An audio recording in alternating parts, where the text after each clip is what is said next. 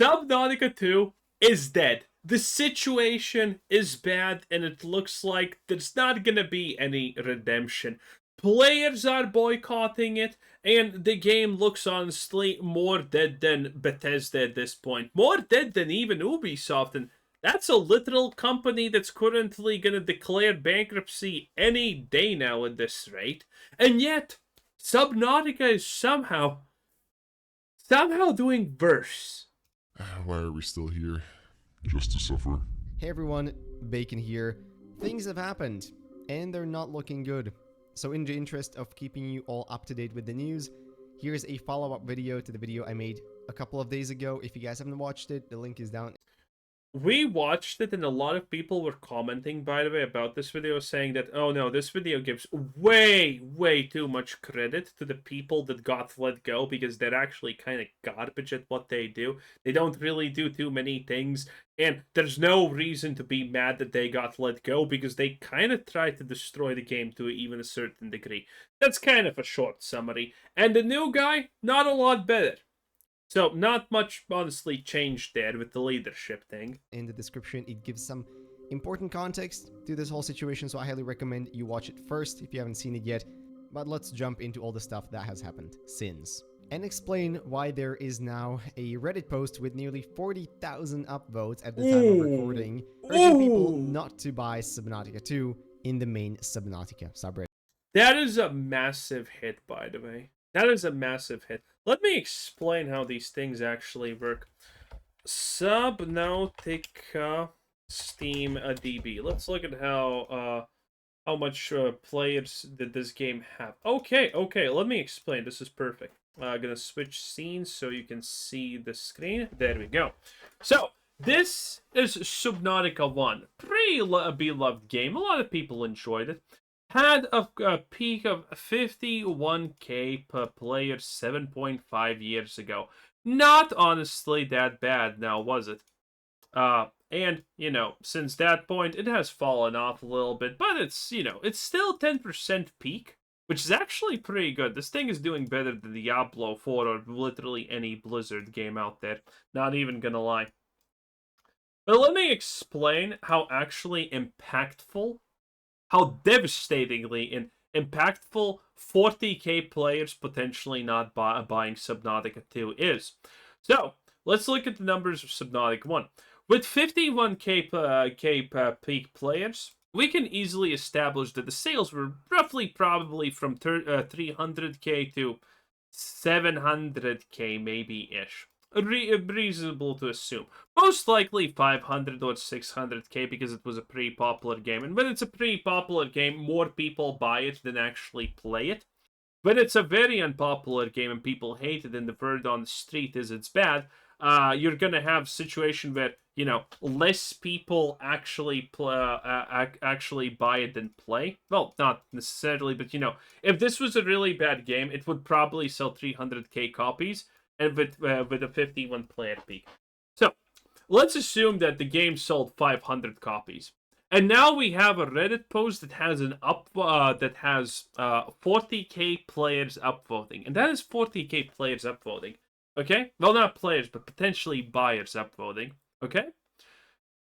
And that's just the ones that were dedicated enough to make a Reddit account and upvoted. That's one. So the real number is probably, well, let's say 2 times higher, that the real number of pissed people are there. So, if we expect that the sales of Subnautica 2 are going to be roughly the equivalent of the first game, well, then we then what is the percent of 40k to 80k from potentially 500 copies sold?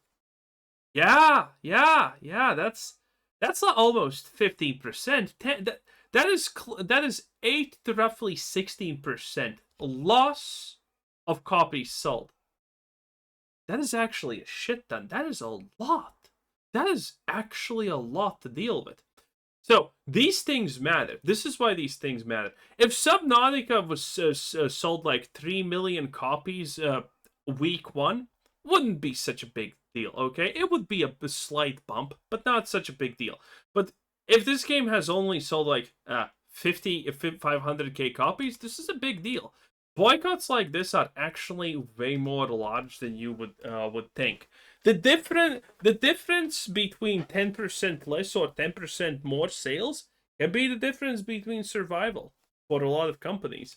For a brief overview, we learned that Krafton, the publisher that owns Unknown Worlds Entertainment, the studio behind Subnautica, is replacing the entire leadership, meaning Ted Gill, Charlie Cleveland, and Max McGuire, with Steve Paputzis as the CEO effective immediately, and that was that. A big shock to the community. Well, on the 5th of July, Charlie posted quite a long tweet onto Twitter, explaining some of the history of the studio and his take on the whole situation, at least a little bit. And while there are many interesting things in this, I want to specifically point your attention to this paragraph.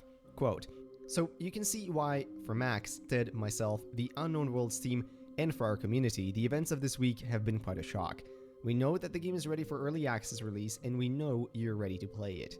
And while we thought this is going to be our decision to make, at least for now, that decision is in Krafton's hands. And after all these years, to find that I'm no longer able to work at the company, I started stings." Now from this, it seems pretty clear that this was not a massively premeditated Yeah, this is not a post you want to see happen. decision. It doesn't look like this was them deciding to leave, and more like them being booted out.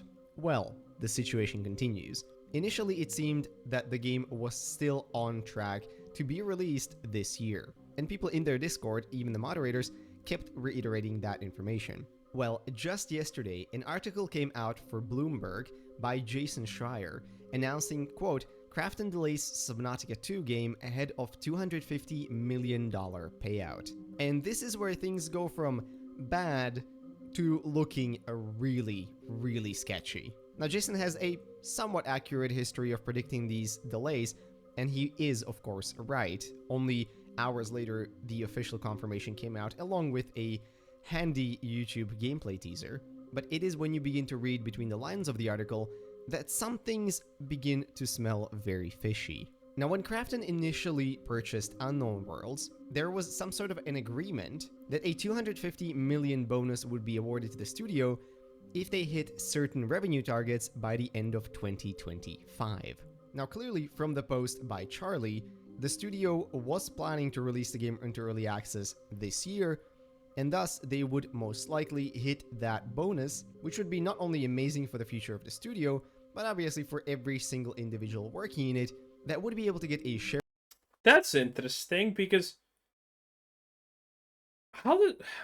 do they think that the Subnautica 2 is going to be a major mega omega success or something like that? Because either Krafton is a bunch of idiots who did not predict that a game company is going to release a game, so they're going to get this, or something else is happening there. Because this seems strange, because all of these things, if they did not want to give them the bonus, they could have just put the thing higher, but I don't. There's something missing here. There's a lot missing here, in fact. Of that for their hard work. To quote directly from the article, by delaying Subnautica 2 into next year, the company is unlikely to hit these targets, and therefore, the employees may not be eligible for the payout. Oh, the bonus is not for the studio, it's for the workers. Okay, that makes a lot of sense, okay? That suddenly everything makes sense. Because it's for the workers. Unknown Worlds leadership was planning to share the money with the staff, which would, again quoting, range from hundreds of thousands of dollars to 7 figures for some people. But I'm sure you're already beginning to smell what stings here. Publisher is due to issue a massive payout to a studio if they hit a certain revenue target. Studio is ready to publish a game. Publisher decides to fire the entire leadership, replace them with their own guy, and delay the game to the next year so that no payout has to happen. Okay, yeah, so that doesn't look good, but Bacon here intercepting, the video was up for 30 minutes, and of course, Krafton had to go out and put an official statement out. So let's take a look at that.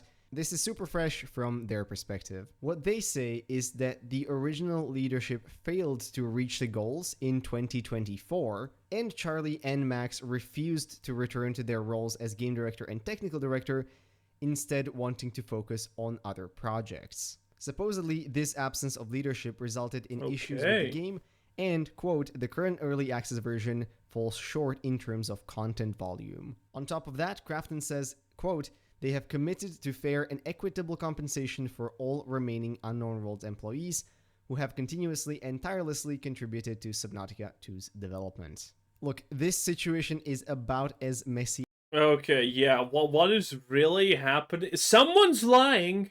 Someone is definitely lying. I think we all can easily agree and tell that, but who and why? As they come. I'm sorry for pulling the original video. I didn't want it to just sit up there with misinformation and just a pinned comment, so it's getting a re-upload. I really, really wish we could just be excited for the game and not have to deal with all of this right now. Which side you want to believe is totally up to you guys. That's it for the news, guys. I am super sorry that I cannot have anything more positive for you this time. I really don't like making negative videos. It's not what I want to base the channel on. It just happens to be so that we're going through. Well, it happens with Subnautica. What are you supposed to do? The last bacon. I wonder how this is all gonna end, because, again, someone's lying. Probably a lot of people are lying, in fact, with the Subnautica thing. No, there's no clarity what's really going on, and, I mean, I can already tell that this is gonna be one of those situations where you're like, oh, wow, this was happening? That's kind of insane and crazy. Wow. Well, we're just gonna have to wait and see, I guess. Anyway, like, again, the last bacon, 10 out of 10, bye!